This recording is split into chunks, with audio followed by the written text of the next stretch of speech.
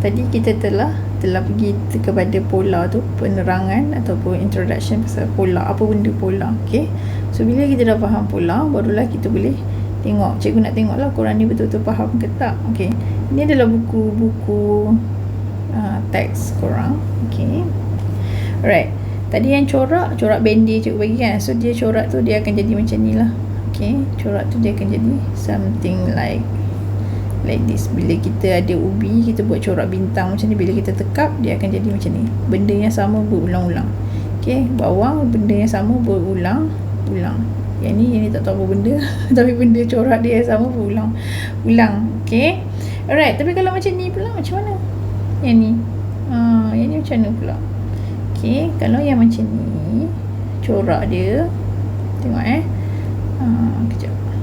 Alright, so dia bagi yang ni nombor corak 1, 2, 3, 4 sampai 8. Lepas tu bilangan segi 4 ni, bilangan segi 4 ni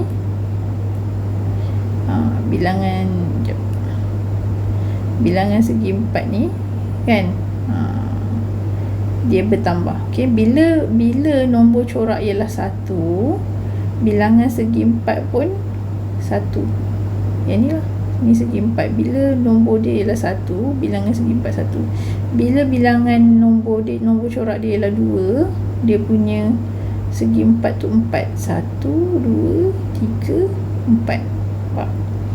Okay, bila bilangan dia ialah 3, dia punya segi 4 tu 7. 2, 3, 4, 5, 6, 7 kan. Tapi macam mana corak ni berlaku macam ni? So kalau dia 4 pula, berapa pula corak tu? Okay, basically corak tu jadi macam ni tau korang. Cikgu tunjukkan kejap Okay, corak tu sebenarnya macam ni. Dia punya nombor kejap dia punya nombor kan, nombor corak.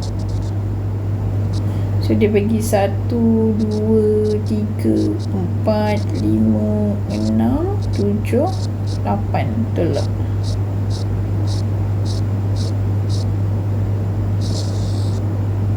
Saya ingat pula. Okay, lepas tu itu nombor corak. Satu lagi tu ialah apa dia panggil tadi? Satu lagi tu ialah bilangan segi 4. Okay, bila dia 1 dia tulis tu 1, bila dia 2 dia jadi 4, bila dia 3 dia jadi 7. Lepas tu yang lain-lain tu kita kena cari sendiri. Okay, so bila nombor corak ni ialah 1, corak tu pun jadi 1 juga. Bilangan segi 4 dia 1. So bilangan segi 4 dia jadi 1. Bila corak nombor dia ialah 2, nombor corak ialah 2, bilangan segi 4 jadi 4. So 1 ni kekal 1 kat situ. Betul? Dia jadi 4 macam mana? Sebab dia tambah kat sebelah kiri 1. Okay, dia tambah dekat sini 1, dia tambah dekat atas 1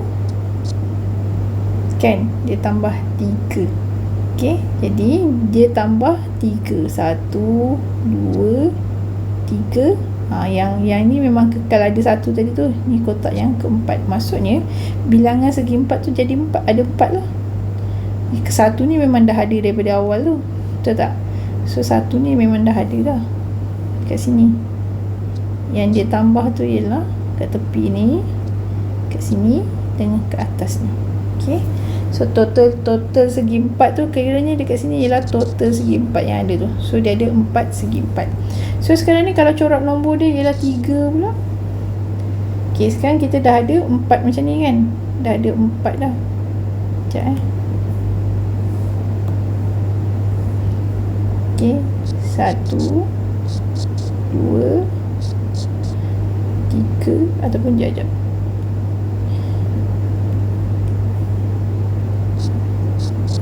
Ni asal 1. Lepas tu ni nombor yang kedua, dia tambah 1 ke atas, tambah kat kiri, tambah kat kanan.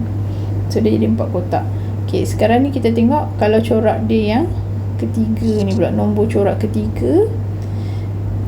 Dia pattern dia sama juga, dia kena tambah satu kat atas, satu kat tepi, satu kat tepi. Dia kena tambah 3. So kotak dia akan jadi 7. Okay, pattern dia macam tu. Tambah atas, tambah tepi, tambah kiri, tambah kanan. Itulah ikut yang pattern yang pertama ni 1, 2, 3. Alright, so dia jadi berapa 7 Kita kira 1, 2, 3, 4, 5, 6, 7. Nampak? So kalau corak yang keempat ni pula, corak keempat pun sama. Lukis balik 7 kotak yang ada tu. 3, 4, 5, 6, 7. Inilah yang sedia ada ni kan. Alright.